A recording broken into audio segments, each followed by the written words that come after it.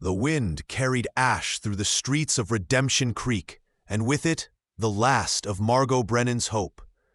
She stood outside the general store, clutching her mother's silver locket, the only thing of value she had left in this God-forsaken world.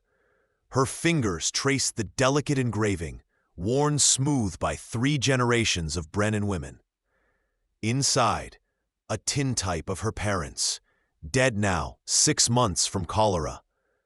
Outside, a town that had no use for a 19-year-old orphan with empty pockets. The store owner, Mr. Pettigrew, had made his intentions clear that morning. "You can work off your debt on your back, girl, or you can starve. Your choice." His tobacco-stained grin had made her stomach turn.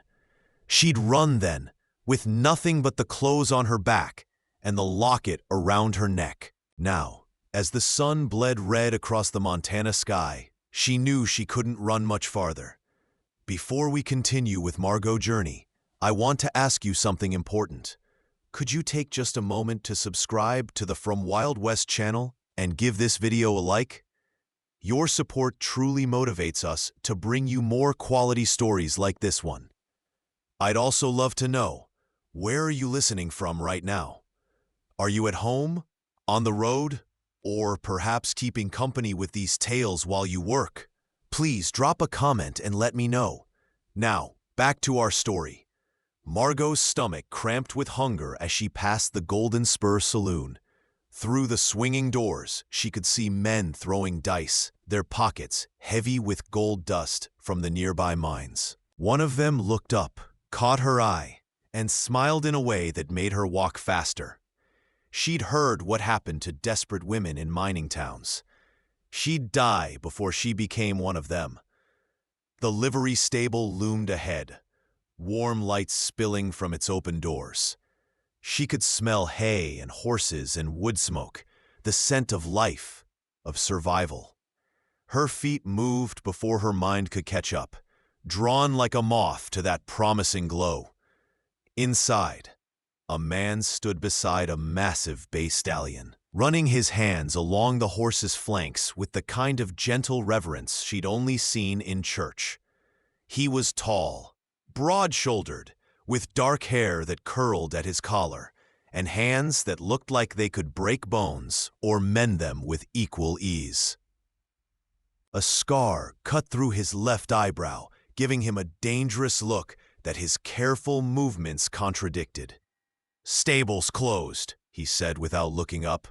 His voice was deep, rough as gravel, but not unkind.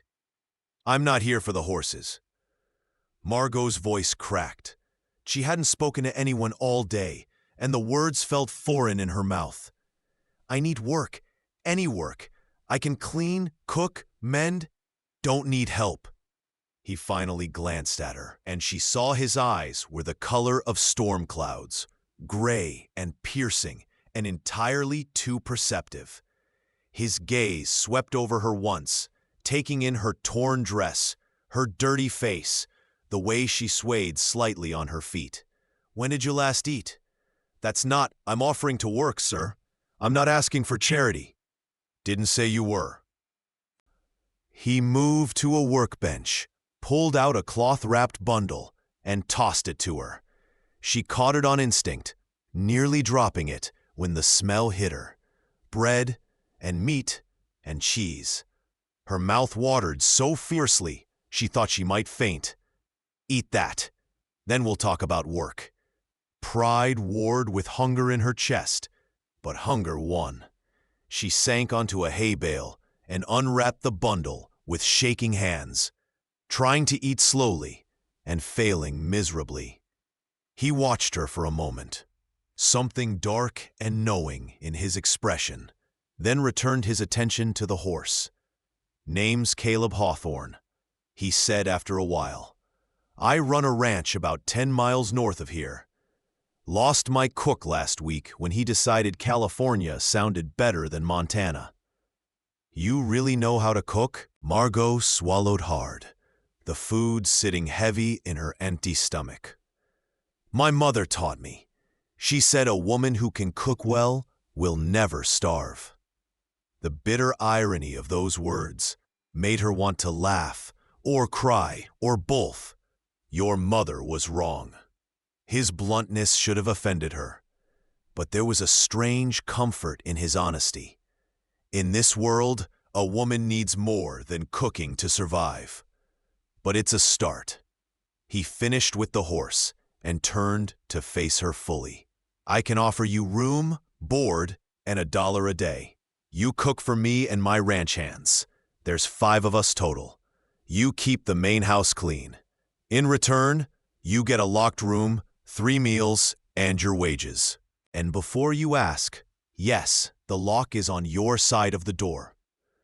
The offer was so far beyond what she'd hoped for that she couldn't speak for a moment. $1 a day was generous for a woman's work. The locked door was unexpected, respectful. Why? The word came out as barely a whisper. Caleb's jaw tightened. Because I know what happens to women alone in towns like this.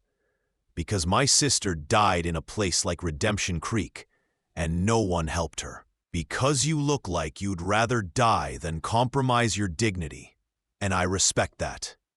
He held out his hand. Do we have an agreement, miss? Brennan, Margot Brennan. She stood, her legs still shaky, and placed her hand in his. His palm was calloused and warm, and the simple human contact after a day of fear and loneliness nearly undid her. Yes, we have an agreement. Good. He released her hand and gestured toward the stable doors. I've got a wagon outside. We'll head out at first light. There's a room above the stable here. It's clean and it locks. You'll be safe tonight. I can't pay. Didn't ask you to. He was already moving, gathering supplies with efficient movements. Consider it an advance on your wages. You'll work hard enough to earn it. I promise you that. That night, alone in the small room above the livery, Margot lay on a real bed for the first time in weeks and let herself cry.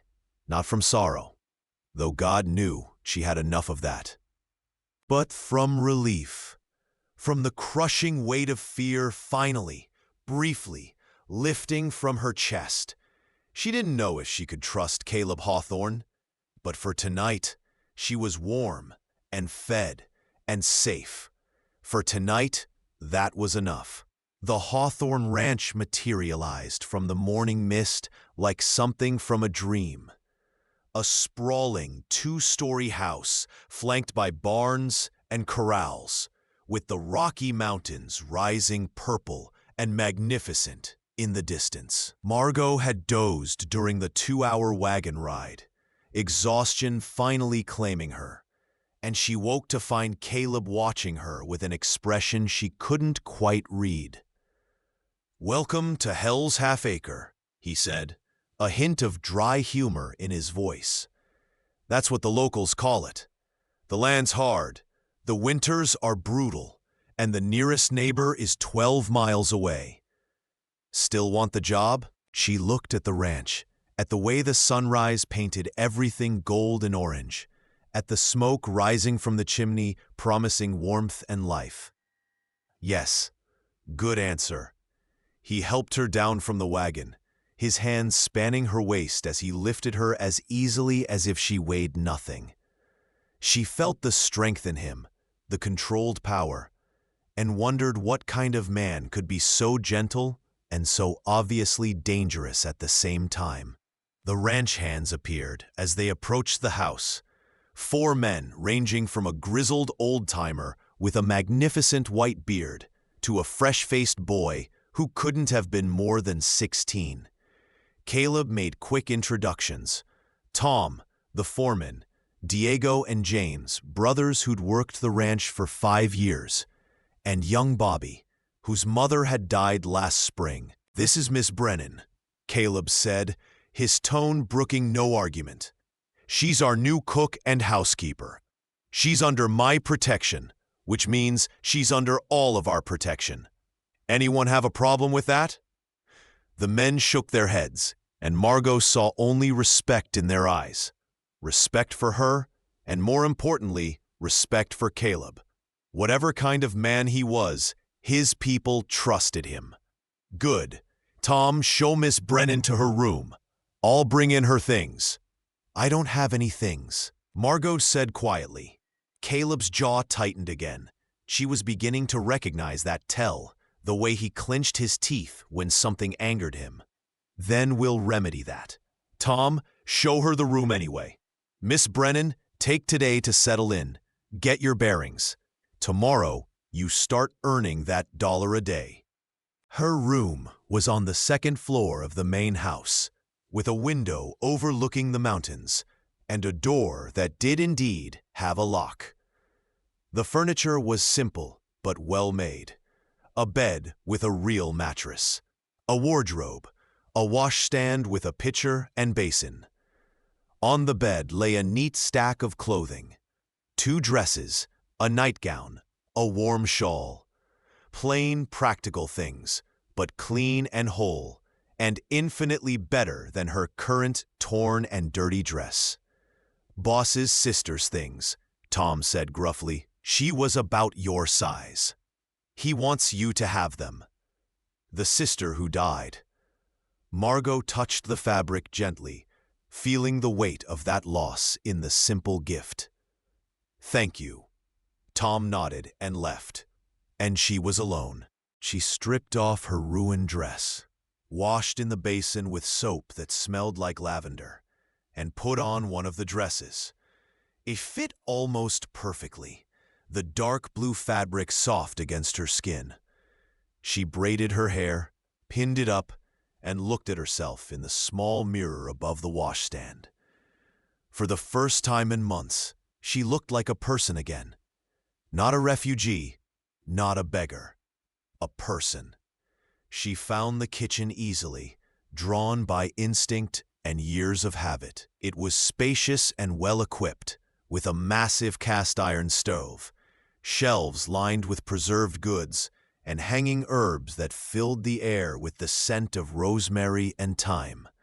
Supplies sat on the table: flour, salt, sugar, dried beans, cured meat.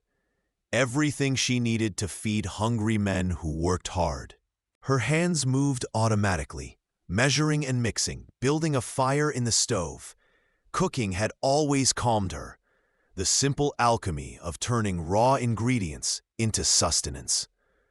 She made biscuits and gravy, fried eggs and bacon, brewed coffee strong enough to wake the dead. The men appeared at noon, summoned by the dinner bell she'd found hanging by the back door. They filed in quietly, almost reverently, and sat at the long table. Caleb entered last, and his eyes found hers immediately. "Smells good," he said. "It's just food." But she felt a flutter of pride anyway as she served them, watching their faces light up with that particular joy that comes from a hot meal after hard work. They ate in near silence, the only sounds the clink of forks and satisfied sighs. When Bobby asked for seconds, then thirds, Margot found herself smiling for the first time in what felt like forever. "Ma'am," the boy said, "this is the best food I've ever eaten, even better than my mama's, and I never thought I'd say that." "Your mama would be pleased you're being fed well," Margot replied gently, seeing the grief that still lived in his young eyes. After the men returned to work, Caleb lingered. He helped her clear the table without being asked, moving with the same quiet efficiency he brought to everything. "You didn't have to use Ellen's things," he said finally. "If they make you uncomfortable, they don't." Margot paused in her washing, looking at him. "But I'm sorry for your loss. Losing a sister, I can't imagine.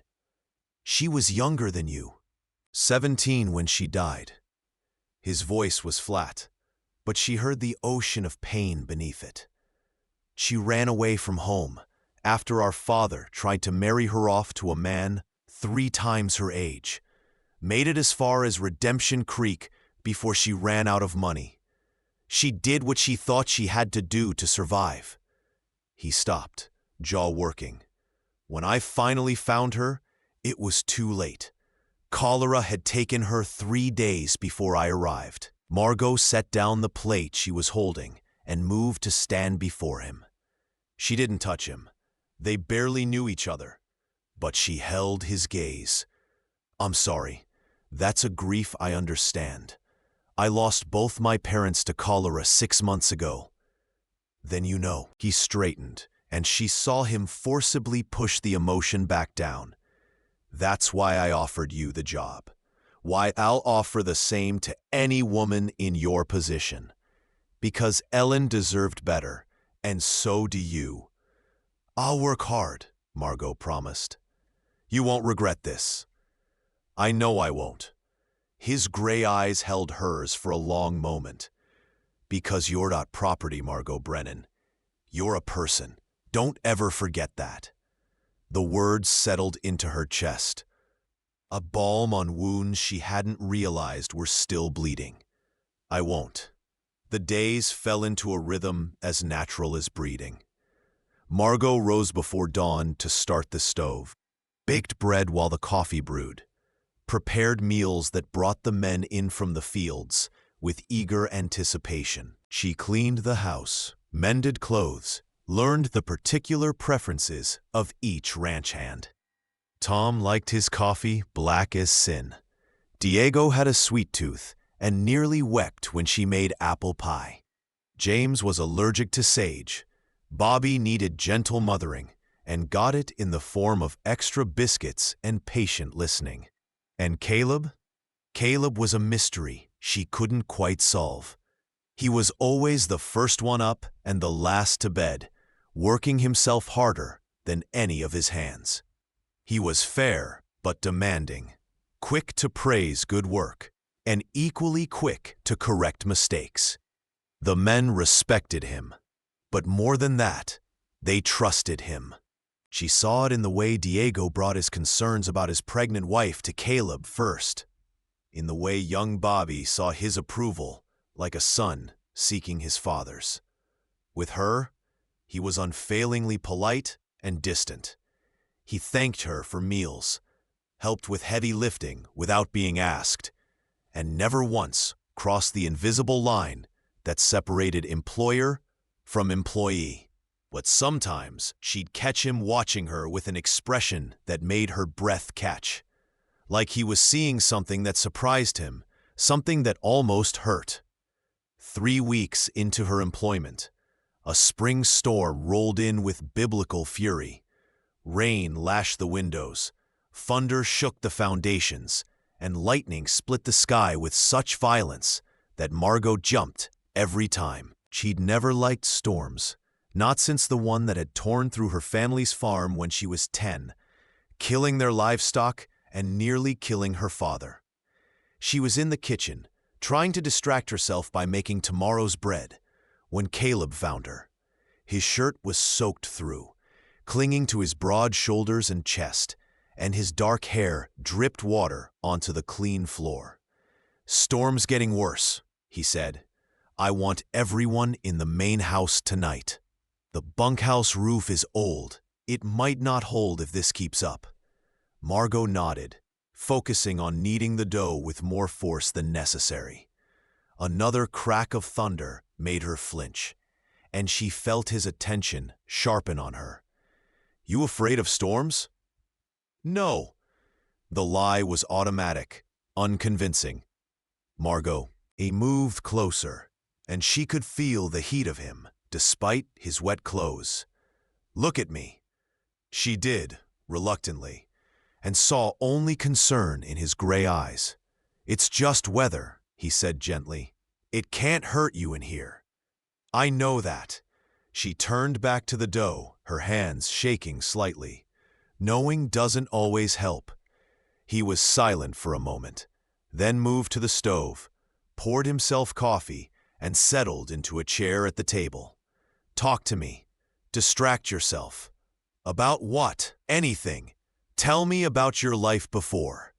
So she did. She told him about her parents, about the small farm in Kansas, about her mother's garden and her father's laugh, and the way they'd loved each other with a quiet devotion that she'd always hoped to find for herself someday. She told him about the cholera, about watching them waste away, about burying them in the plot behind the house, with only the minister and 2 neighbors in attendance. "I sold the farm to pay the debts," she said, her hands moving steadily through the dough now, the familiar motion calming her. "Thought I'd have enough left to start fresh somewhere, but the buyer cheated me, and by the time I realized it, he was long gone. I made it as far as Redemption Creek before I ran out of money." "How did you survive those weeks before I found you?" She hesitated, then decided he deserved the truth. "I didn't eat much, slept in an abandoned prospector shack, took odd jobs when I could find them, washing, mending, anything. But the town knew I was desperate, and men like Pettigrew," she shuddered. "I knew what he wanted as payment.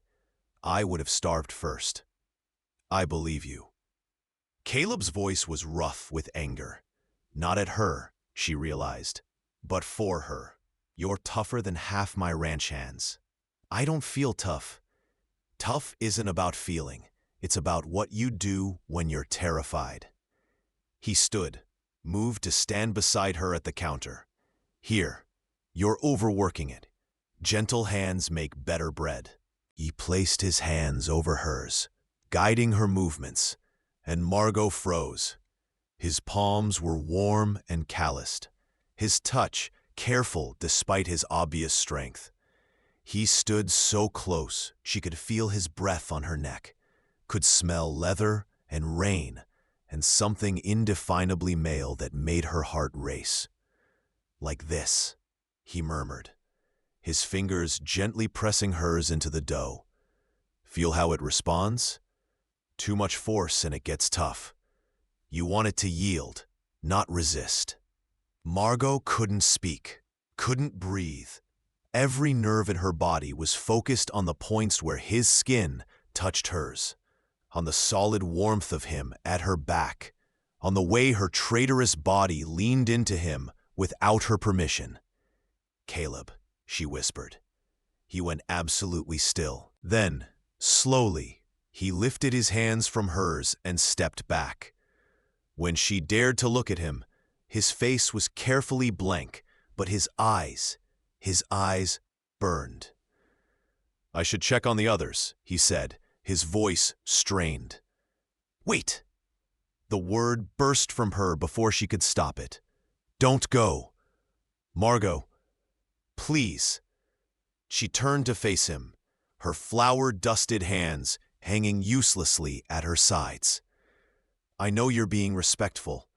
I know you're trying to keep proper distance, but I'm not. I don't need you to protect me from yourself.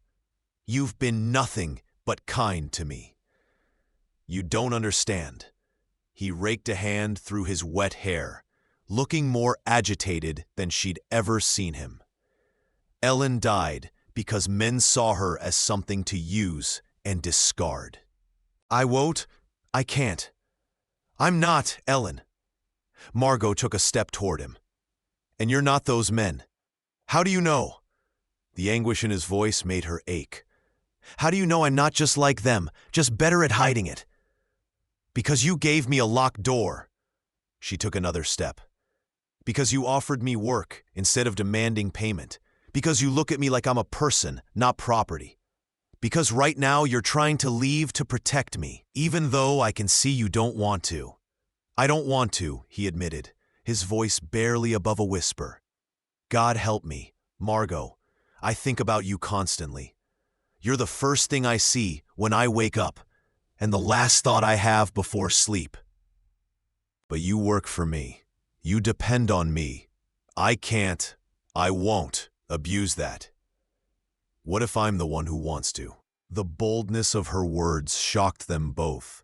"What if I'm tired of being protected and want to be wanted instead?" He closed his eyes, his whole body rigid with restraint. "You don't know what you're asking. Then tell me." She reached out, placed her palm flat against his chest. His heart thundered against her hand, racing as fast as her own. "Tell me what I'm asking for." His eyes opened, and the heat in them nearly scorched her. "You're asking me to touch you, to hold you, to kiss you until neither of us can remember why we shouldn't." But his hand came up to cover hers, pressing it harder against his chest. "You're asking me to care about you when caring about someone is the most dangerous thing I can do." "Why is it dangerous?" "Because I loved Ellen and I lost her. Because I loved my mother and my father beat her until there was nothing left to love. Because everyone I care about gets hurt, and I won't." His voice broke. "I won't do that to you." Margot felt tears prick her eyes, but they weren't for herself. They were for this strong, wounded man who'd built walls around his heart to keep everyone safe.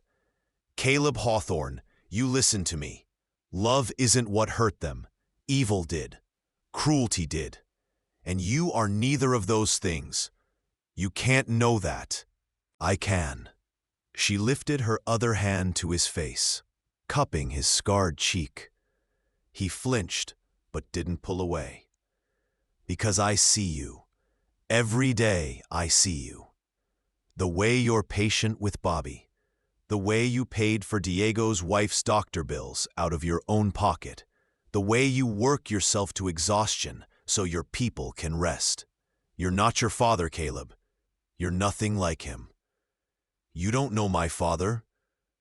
"I don't have to. I know you." For a long moment, they stood frozen.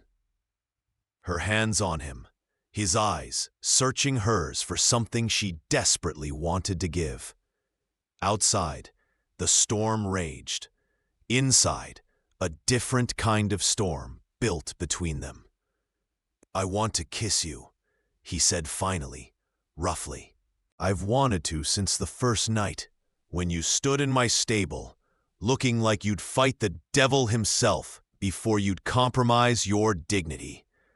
But if I start, I don't know if I can stop. And you deserve better than being ravaged in a kitchen by a man who can barely control himself around you." Heat flooded through her at his words, but there was something else too. A wild, reckless courage she hadn't known she possessed. "What if I don't want you to stop?" His control visibly frayed. "Margot, what if I want to be ravaged?" She stepped closer, until their bodies nearly touched. "What if I'm tired of being careful and careful? What if I want to feel something other than fear for once?" "You're killing me," he groaned. "Good." And before she could lose her nerve, she pushed up on her toes and pressed her lips to his. For a heartbeat, he didn't move. Then, with a sound that might have been a curse or a prayer, his arms came around her and he kissed her back with a hunger that stole her breath. His mouth was hot and demanding, his hands sliding up her back to tangle in her hair. She gasped against his lips, and he took advantage, deepening the kiss until she forgot her own name. He tasted like coffee and rain, and something uniquely him, addictive and overwhelming. She clutched at his shoulders, feeling the muscles bunch and flex under her hands, feeling the coiled strength in him that he kept so carefully leashed. He kissed her like a man starving, like she was air and he was drowning, and she gave back as good as she got. When he finally pulled back, they were both breathing hard. His forehead rested against hers, his hands framing her face with a gentleness that made her want to cry. "You're shaking," she whispered, feeling the fine tremor running through his body. "Have you never touched fire?" The question was half teasing, half serious. "That's what you are, Margot. Fire. And I'm burning." She smiled, feeling powerful and wanted and alive in a way she'd never felt before. "Not until tonight," he continued, his voice dropping to a rough whisper. I've never touched fire until tonight, and now I don't know how to let go." "Then don't." She kissed him again, softer this time, a promise instead of a demand. "Don't let go, Caleb. Not yet." So he didn't. They took it slow after that, building something too precious to rush. Caleb courted her properly, despite the fact that she lived under his roof and cooked his meals. He brought her wildflowers from the meadow. He taught her to ride his gentlest mare, his hands steadying her when she wobbled, his praise warm when she cantered for the first time. He sat with her in the evenings, reading aloud from books while she mended clothes, their feet nearly touching on the worn rug. And he kissed her. God, how he kissed her. Stolen moments in the barn when the others were out. Long, heated embraces on the porch, under the stars. Sweet, tender kisses that promised everything without demanding anything. The ranch hands noticed, of course. It was impossible not to notice the way Caleb's eyes followed her, the way she bloomed under his attention. But they were happy for them both, these men who'd seen their boss carry his grief like chains for too long. "About time the boss found someone," Tom said one afternoon, helping Margot hang laundry. "He's been half alive since Ellen died. You're bringing him back to himself." "He's doing the same for me," Margot admitted. "I didn't realize how much of myself I'd lost until he showed me I was worth finding." 6 weeks after she'd arrived at Hell's Half Acre, Caleb asked her to ride out with him to check the north pasture. They rode in comfortable silence, and Margot marveled at how natural it felt to be with him. How right. When they reached the crest of a hill overlooking the ranch, Caleb dismounted and helped her down. He didn't release her immediately, his hands lingering on her waist. "I have something to ask you," he said, and she heard nervousness in his voice for the first time since she'd known him. "Ask. I know it hasn't been long. I know by any proper measure we should wait longer. But I'm not a patient man, Margot, and I know my own heart." He took her hands in his. "I love you. I've loved you since that first night when you offered to trade your mother's locket for work instead of begging for charity. I've loved you every day since, watching you make this house a home, watching you gentle Bobby's grief and make Tom smile. I've loved you every night, lying awake, knowing you're just down the hall and wishing you were in my arms." Tears spilled down Margot's cheeks. "Caleb, let me finish." He smiled, brushing her tears away with his thumbs. "I can't promise you an easy life. This ranch is hard work, and Montana winters are brutal. But I can promise you safety, respect, partnership, and love, Margot. So much love that sometimes I don't know how my heart holds it all." He took a shaky breath. "Margot Brennan, will you marry me? Will you let me spend the rest of my life proving that you're the best thing that ever happened to me?" "Yes." The word came out as a sob. "Yes, yes, yes." He kissed her then, deep and long and thorough, and she tasted joy on his lips, bright and sweet as summer honey. When they finally broke apart, he pulled a small box from his pocket. "It was my mother's," he said, opening it to reveal a simple gold band with a small sapphire. "She gave it to me before she died. Made me promise I'd only give it to a woman who was strong enough to stand beside me, not behind me. You're that woman, Margot. You've always been that woman." She let him slide the ring onto her finger, and it fit perfectly, like it had always belonged there, like she had always belonged here. But happiness, Margot had learned, was a fragile thing. And trouble, when it came, wore a familiar face. She was alone in the house 2 weeks later when a knock came at the door. Caleb and the hands were moving cattle to summer pasture, and she'd stayed behind to prepare supplies for their return. She opened the door without thinking, and her heart stopped. Luther Pettigrew stood on the porch, flanked by two hard-looking men with guns on their hips. "Miss Brennan," Pettigrew said, his tobacco-stained grin as repulsive as she remembered. "Or should I say, future Mrs. Hawthorne? Word travels fast in Montana territory." Margot's hand tightened on the door. "You're not welcome here. Leave." Now that's no way to treat an old friend. He pushed past her into the house, his men following. "Especially when I've come all this way to collect what's owed. I owe you nothing." "That's where you're wrong, girl." He pulled a paper from his coat. "See, you ran up quite a tab at my store before you disappeared. Food, supplies, adds up to nearly $50. And since you left without paying, that makes you a thief." "That's a lie. I never took anything from your store." "You calling me a liar?" His face darkened.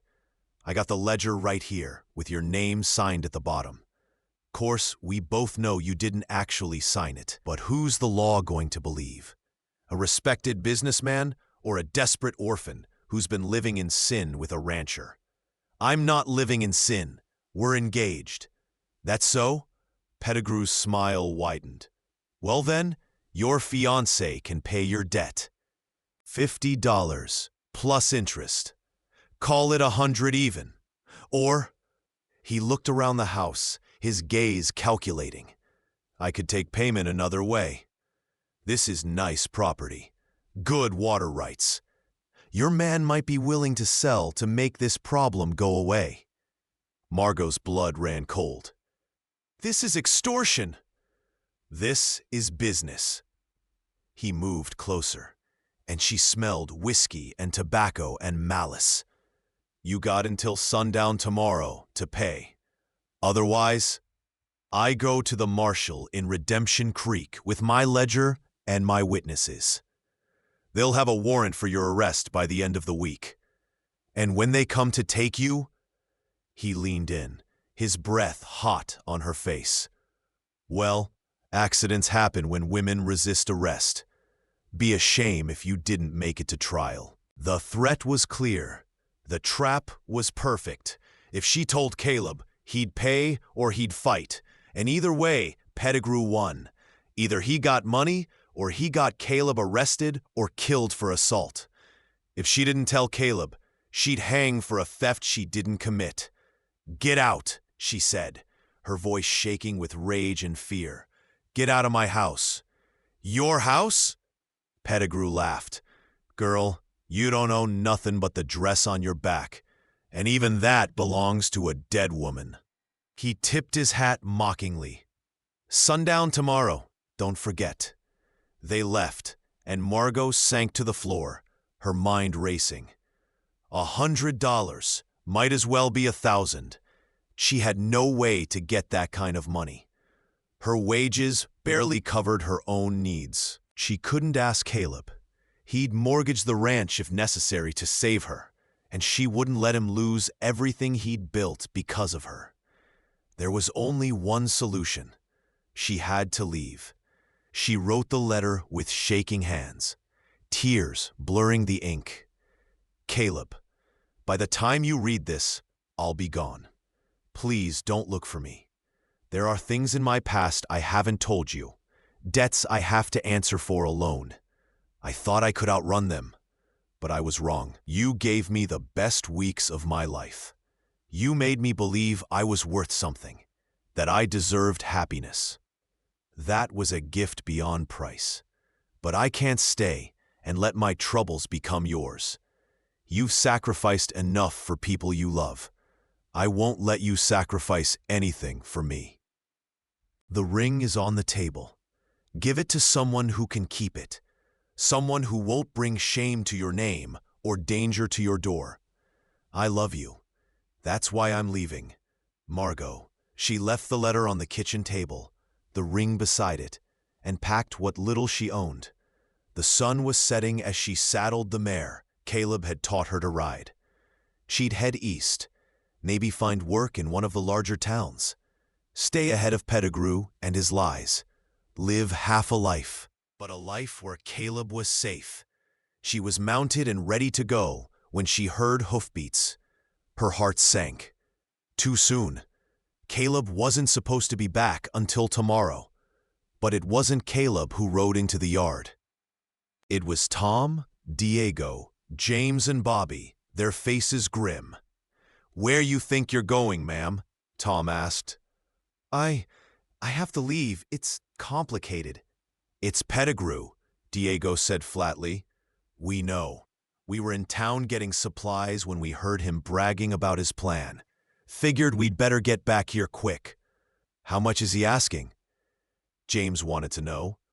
$100, but that's not— "We got 73 between us," Bobby interrupted, pulling out a worn leather pouch. "Saved wages from the last 6 months. It's yours if you need it." Margot stared at them, unable to speak. These men, these near strangers, were offering her their life savings. "We can't let you go," Tom said gruffly. "Boss needs you. Hell, we all need you. You make this place feel like home. I can't take your money." "You can, and you will." Diego's voice was firm. "That's what family does, and you're family now." "But the boss knows." Caleb's voice came from behind her, and she spun in the saddle to see him striding toward them, his face a mask of cold fury. "Tom sent Bobby to fetch me when they heard what Pettigrew was planning." He reached up and pulled her from the saddle, his hands not quite gentle. "You were going to leave. It wasn't a question." "I had to." "I wouldn't let you." "Let me?" His voice cracked like a whip. "You don't get to decide what I risk or don't risk, Margot. That's not how this works. He was going to destroy you. And you think leaving wouldn't destroy me?" He gripped her shoulders, his eyes blazing. "You think I could survive losing you too? But the money is nothing." Caleb released her, paced away, then back. "I'll pay his damn extortion. I'll pay it twice if I have to. But you don't run, Margot. Not from me. Not from us. We face this together."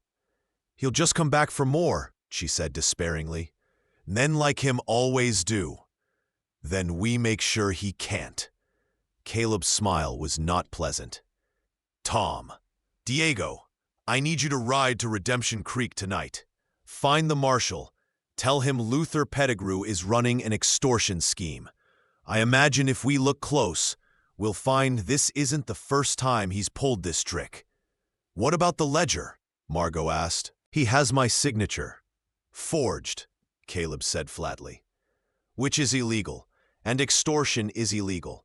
And threatening to kill someone if they don't pay is very illegal." He cupped her face in his hands. "You didn't trust me enough to tell me.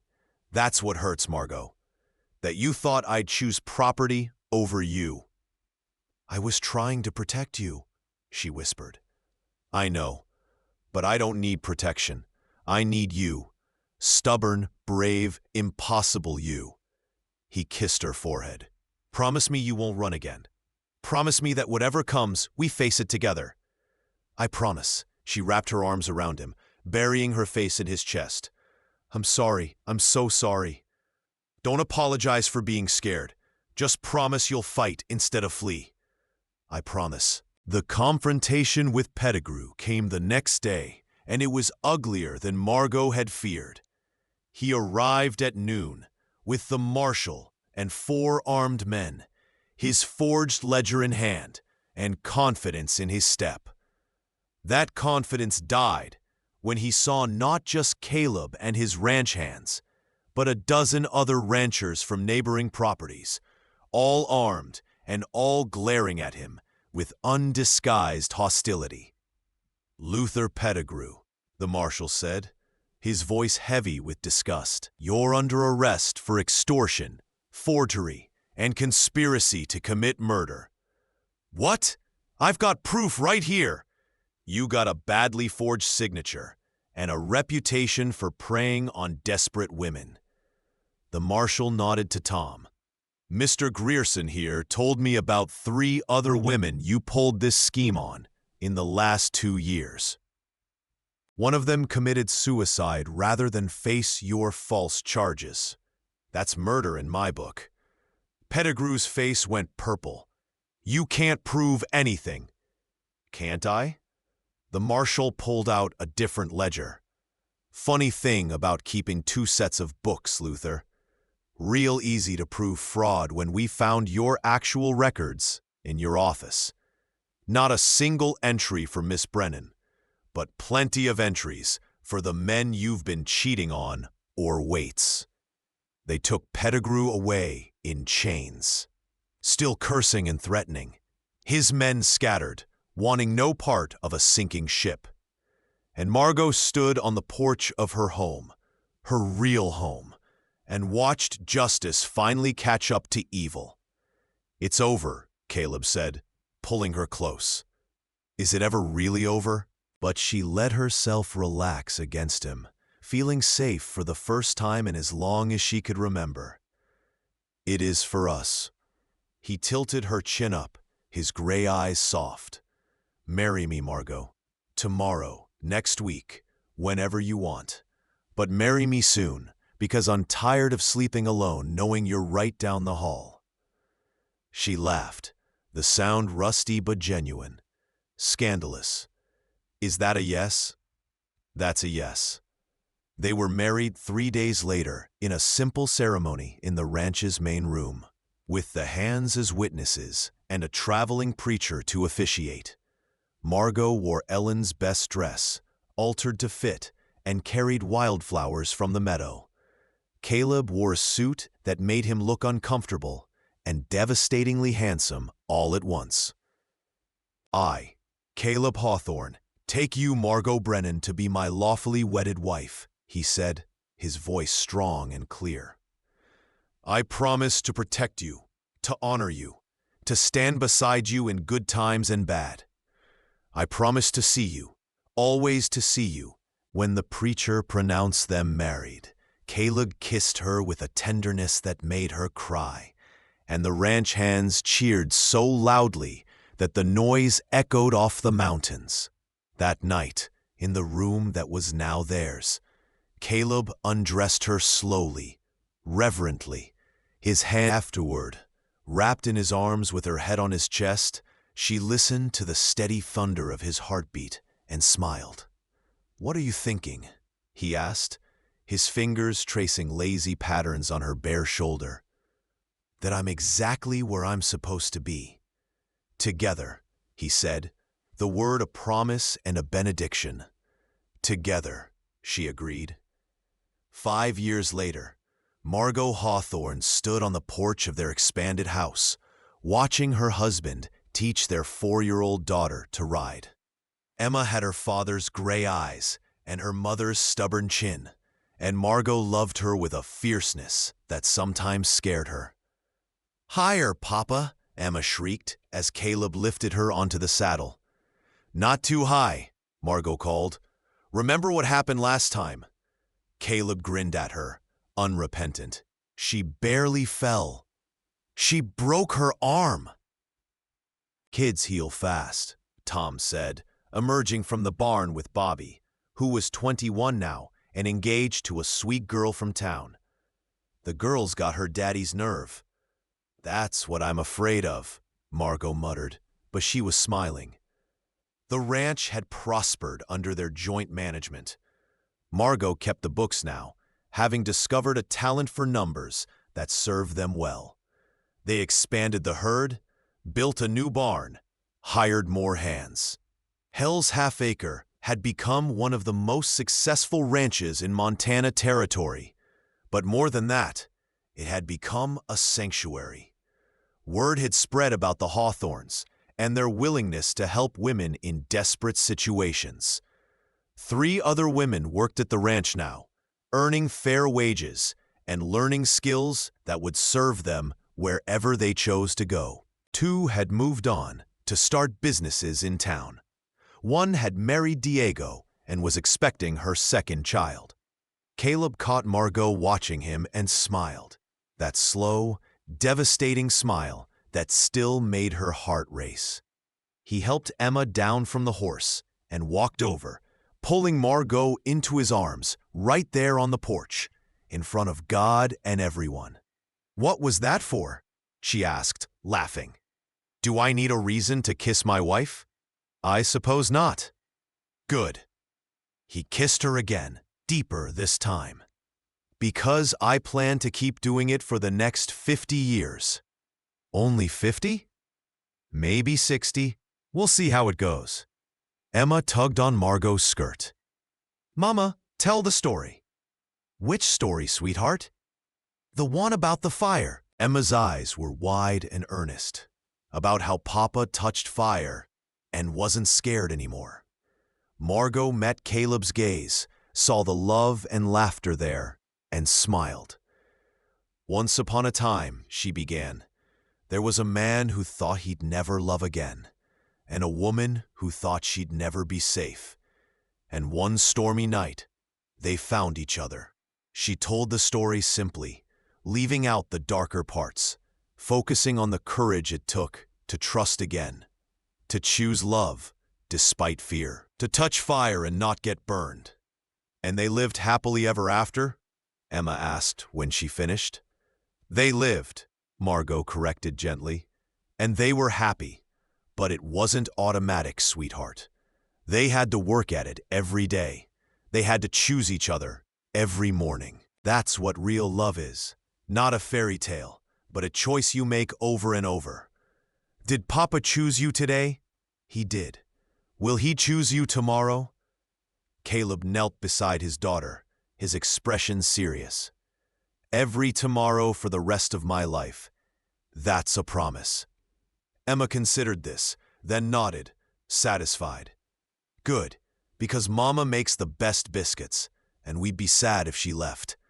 Margot laughed until tears ran down her face, and Caleb joined her. And even Tom and Bobby were grinning. And as the sun set over Hell's Half-Acre, painting the sky in shades of gold and crimson and hope, Margot looked at the life she'd built and knew she was exactly where she belonged. She'd touched fire, and instead of burning, she'd been forged into something stronger. And that, she thought, was the best kind of ending, the kind that was really just a beginning. Thank you so much for listening to this story. I'd love to know where you're enjoying this tale from. Are you listening at home, during your commute, or perhaps while working? Please subscribe to the From Wild West channel and share your thoughts in the comments below. What did you think of Caleb and Margot's journey? Your feedback means the world to us.